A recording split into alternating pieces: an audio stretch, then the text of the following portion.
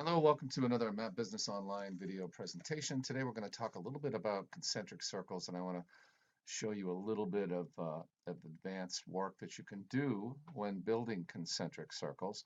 So a concentric circle would be, for instance, if we put a zip code in over here, um, I'm just going to put a random zip code in, 55350, and hope for the best.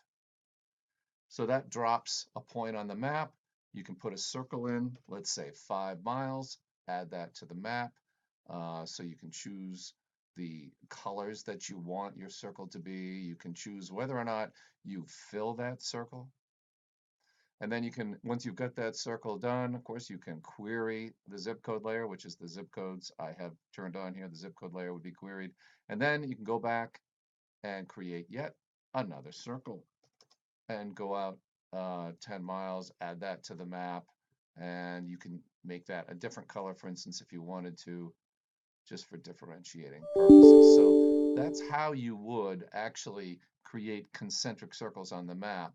And if I go back now using my back arrow key to my original map view, you'll see I've built some concentric circles here around a point in an original zip code. And I've got a 5 mile circle, I've got a 50-mile circle, and I've created zip code territories based on those circles. So that 10-mile circle right there encapsulates that red area, and then that 50-mile, I should say that 25-mile circle encapsulates the red area, and then the 50-mile circle has the blue area, and then there's yet another area in there that's a 5-mile circle of zip codes. So I've done the work to build these territories ahead of time. You'll see them here.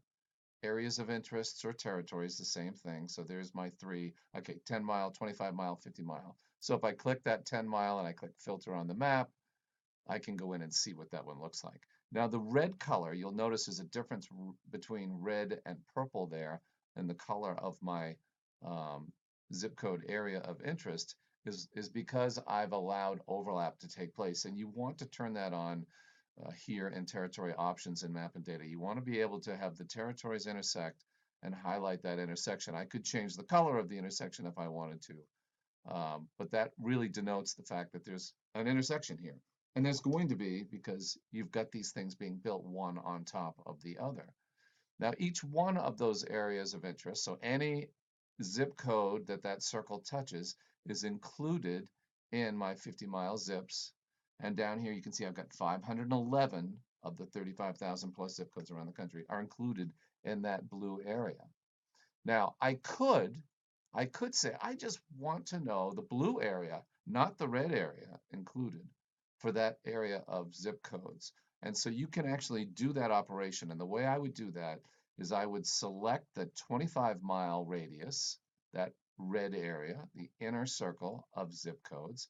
And then I would click this button right here. And that's a button probably most of you have never bothered to check before. And it says it's create a new or existing territory with data from the data window. So we're going to either create or edit an existing territory. So I'm going to go in and edit based on all the geographies visible in the data window below. Now I'm going to repeat that. So I want to remove the red zip codes from that blue area, which encapsulates and includes all the zip codes within that radius.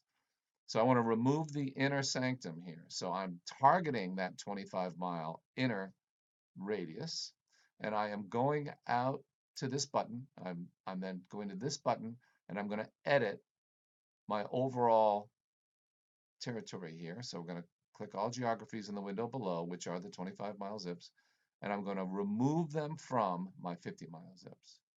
Get it?